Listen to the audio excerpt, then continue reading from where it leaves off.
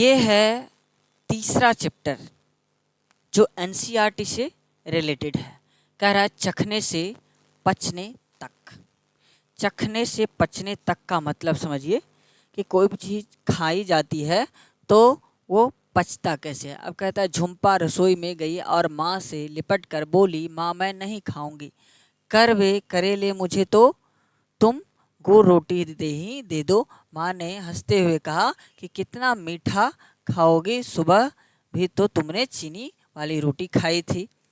तुम बोर नहीं होती एक ही तरह के स्वाद की चीज़ें खा करके?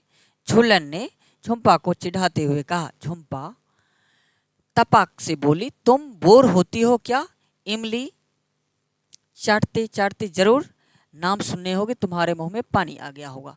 झूलन बोली, मैं मीठा भी खाती हूँ, नमकीन भी, हाँ खट्टी इमली मुझे बहुत पसंद है। अब इस तरह से यहाँ पर आंख बंद करके क्या क्या आता है, स्वाद चखाने की बात हो रही है। यहाँ पर कहता है कि खिलाओ नहीं तो फट पहचान लेगी। झूलन ने थोड़ा सा गुड़ पीसकर झुम्पा को चखाया तो उसने पहचान लिया कि इस तरह झुम्पा के कई चीज़ें पहचानी। तभी हुई मछली को, यानी कि तली हुई मछली को क्या झुम्पा ने बिना चखे ही पहचान लिया। तब झूलन बोली, अब नाक बंद करके पहचानो। झुम्पा ने चखा तो वह सोच में पड़ गई कि कुछ कड़वा सा है, कुछ खट्टा सा, कुछ नमकीन सा, एक चम्मच और खिलाओ। वह बोली। झूलन ने चम्मच में करेले की सब्जी ली, झुम्पा की आंखों की पट्टी खोली और बोली, खाओ। झुम्पा भी हंसते हुए बोली, लो खिलाओ। अब यहाँ पर ये खाने की बातें हैं, लेकिन हम आगे यहाँ पर बात कर रहे हैं डॉक्टर बेमोट के बारे में, जिन्होंने पेट का इलाज मतलब से किया था।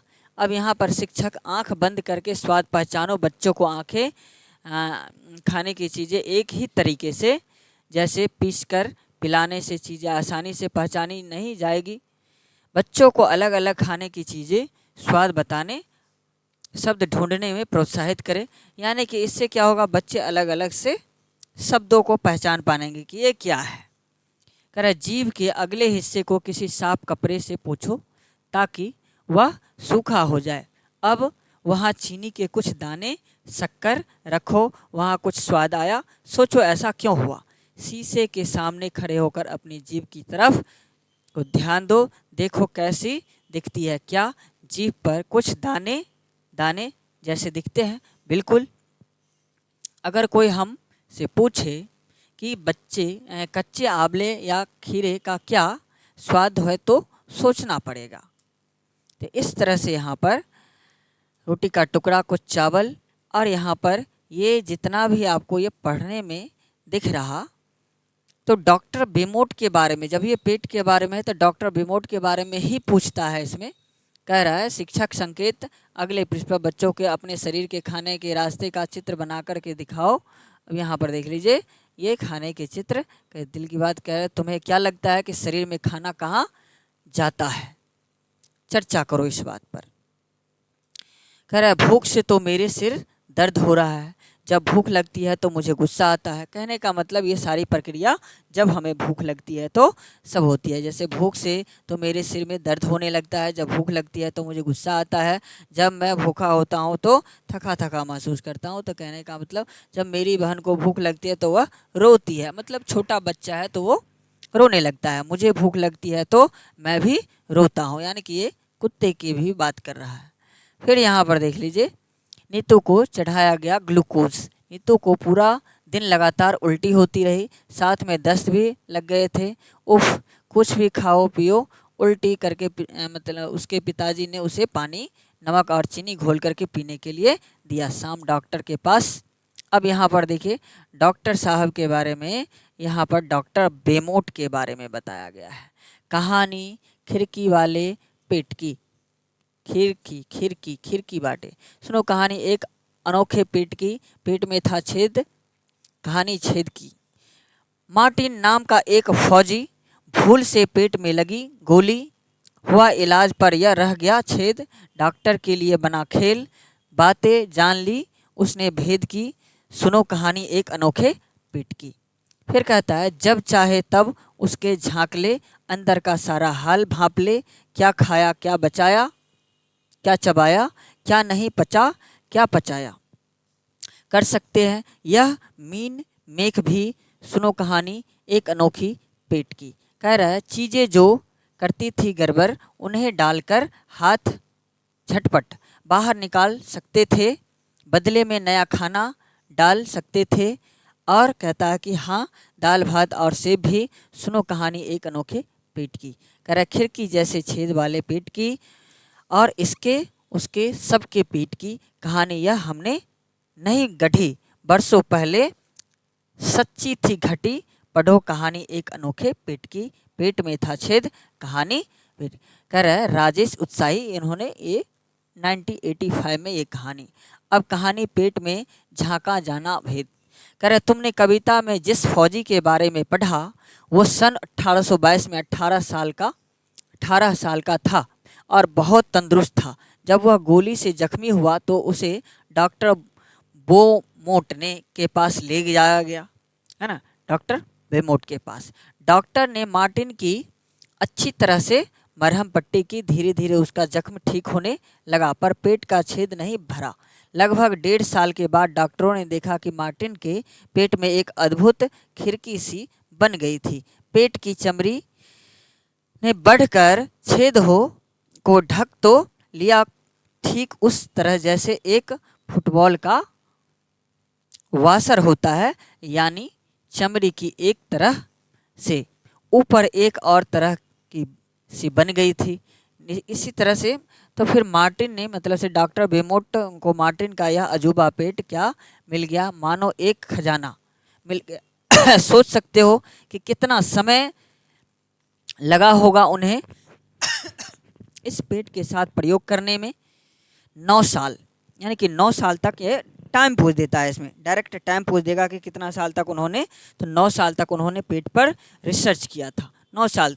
इन 9 सालों में मार्टिन ने कुछ काम भी करते रहे और उनकी शादी भी हुई। उस समय तक वैज्ञानिकों को यह नहीं मालूम था कि पेट में पाचन की क्रिया होती है।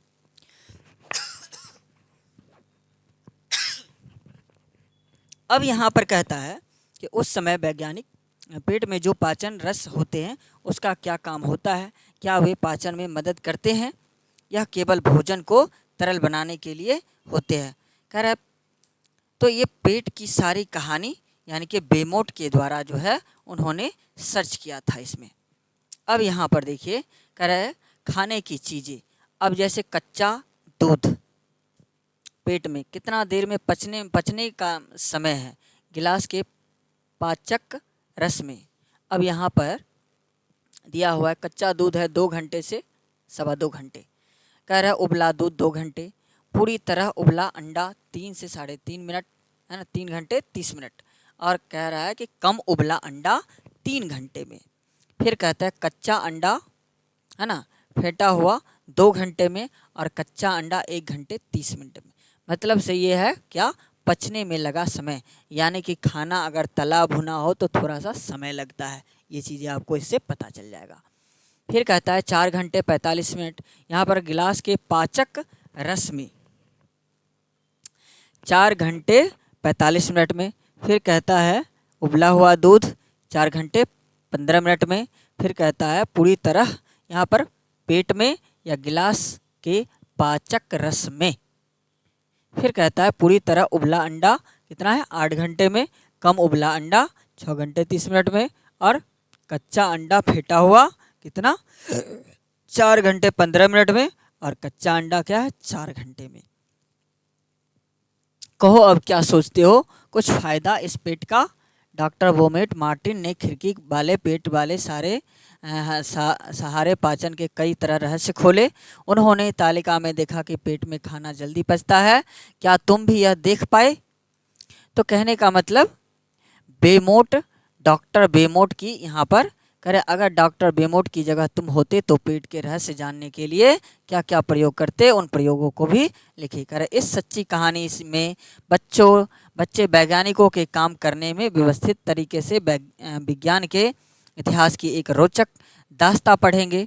बच्चों से यह अपेक्षा नहीं है कि वह पूरी तरह से पाचन क्रिया को समझ पाए, पेट क्या होता है, आंतें क्या काम करती है, यह सब वे बड़े होकर जानेंगे।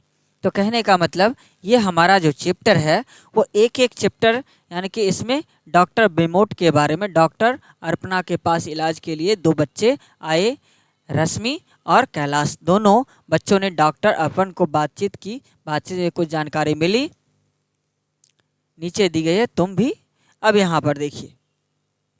रश्मि 5 साल की है, कैलाश 7 साल का है। 3 साल की लगती है, हाथ पैर पतले और पेट फूला हुआ, अक्सर बीमार रहती है, थकान के कारण बहुत बार स्कूल भी नहीं जा पाती है, खेलने में ताकत भी नहीं होती। फिर कहता है कि खाना पूरे दिन में थोड़े से चावल या एक आधी रोटी मिलती है, समझो उसे दिन बहुत मिल गया। फिर यहाँ पर देखिए, उम्र से बड़ा है, शरीर मोटा है और थुलथुला, पैरों में दर्द रहता है, फुर्ती से कोई भी काम नहीं कर पाता है ना। फिर कहता है कि बस से स्कूल जाना, दिन में कई घंटे टीवी देखना, खाना घर का बना खाना उसको पसंद नहीं है, दाल चावल रोटी सब्जी से दूर रहता है, बाजार के चिप्स बर्गर कोल्ड ड्रिंक बस यही भाता है उसे। तो कहने का मतलब ये दोनों जो है, ये चित्र दिखाया जा रहा है कि इसके अंतर्गत ये खाना खाते हैं और इसकी तबीयत इस तरह से। डॉक्टर ने दोनों का कद और वजन नापा और दोनों को जांच किया और दोनों को कहा कि तुम्हारी बीमारी का एक ही इलाज है, सही खाना। कहने का मतलब सही खाने के लिए डॉक्टर ने उसे सलाह दिया। तो इस तरह से भरपेट खाना सभी बच्चों का हक है, यानी कि सभी बच्चे को भोजन पूरी पेट मिलनी चाहिए। इस तरह से ये हमारा तीसरा चैप्टर है, जिसका क्या नाम है, डॉक्टर बेमोट ने पेट के बारे में जो सर्च किया उसके बारे में, है ना। चखने में से पचने तक, ये तीसरा चैप्टर है। आपको इससे थोड़ी सी भी अगर मदद मिले तो इसको प्रमोट कीजिए, है ना। Thank you. नेक्स्ट वीडियो पे हम पहुंचेंगे।